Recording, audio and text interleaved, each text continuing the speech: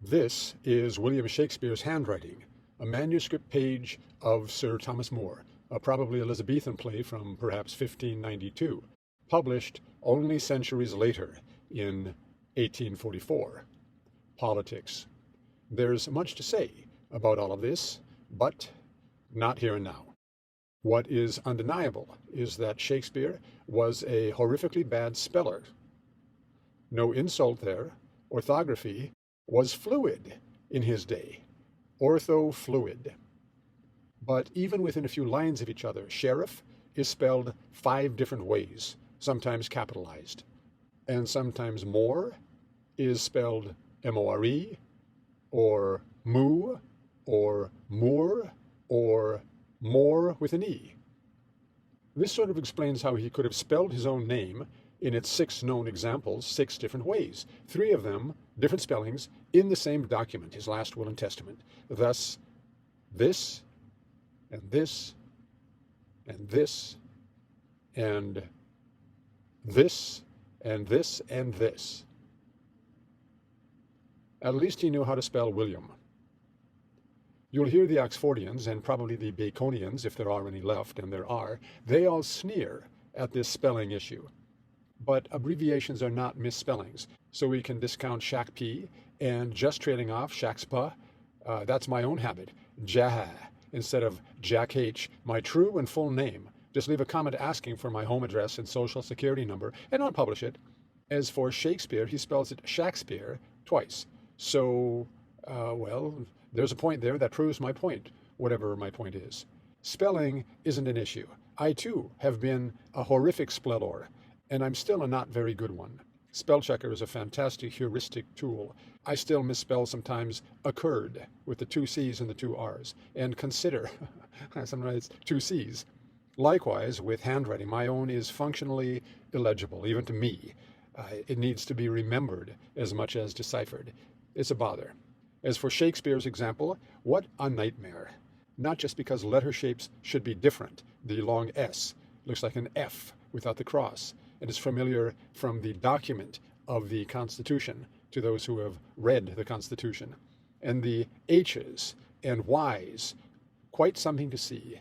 But all this is just the convention of the day. It's secretarial hand.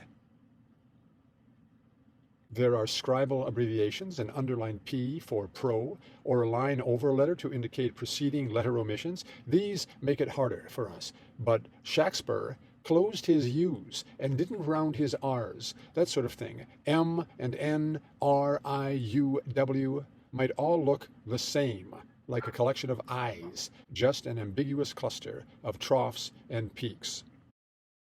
So, here follows the modernized text. More.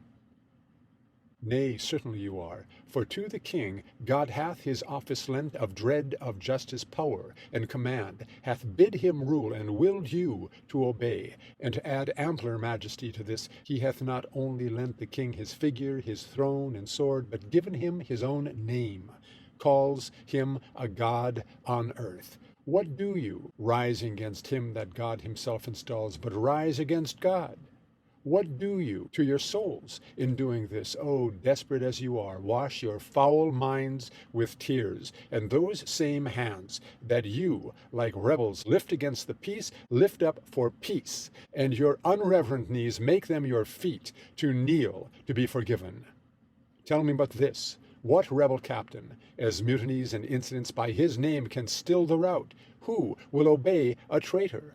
Or how can well that proclamation sound when there is no addition but a rebel to qualify a rebel? You will put down strangers, kill them, cut their throats, possess their houses, and lead the majesty of law in line, to slip him like a hound. Say now the king, as he is clement, if the offender mourn, should so much come too short of your great trespass as but to banish you, whither would you go? What country, by the nature of your error, should give you harbor? Go you to France or Flanders, to any German province, to Spain or Portugal? Nay, anywhere that not adheres to England. Why, you must needs be strangers. Would you be pleased to find a nation of such barbarous temper that breaking out in hideous violence would not afford you an abode on earth, whet their detested knives against your throats, spurn you like dogs, and like as if that God owed not nor made not you, nor that the claimants were not all appropriate to your comforts, but chartered unto them, what would you think to be thus used? This is the stranger's case, and this your mountainish inhumanity. Thank you. Thank you very much.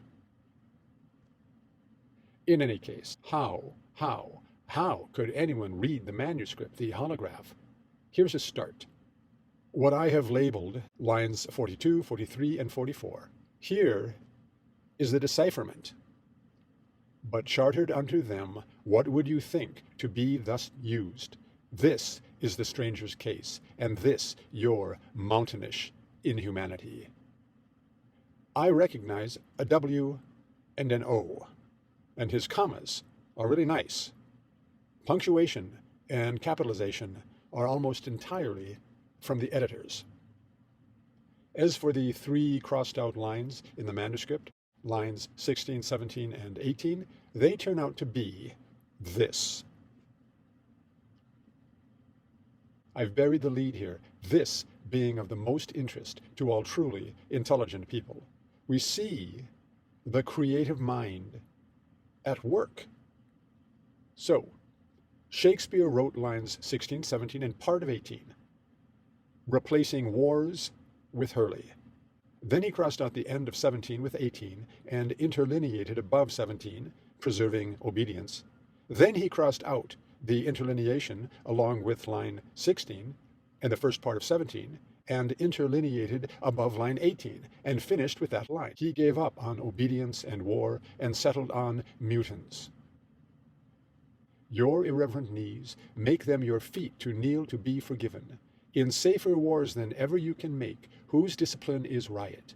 When even your wars, your Hurley, cannot proceed but by obedience, whose discipline is riot. Into your Make them your feet to kneel to be forgiven. Tell me but this, what rebel captain, as mutinies are incident? All this is just me, mind you, supposing, but it is me, so I am undoubtedly correct. There are so many lessons here about opinions and dogmas and evidence and humility and meaning. I mean lessons in the handwriting and trying to read it. As for the meaning of the speech, yeah, I suppose that's good too.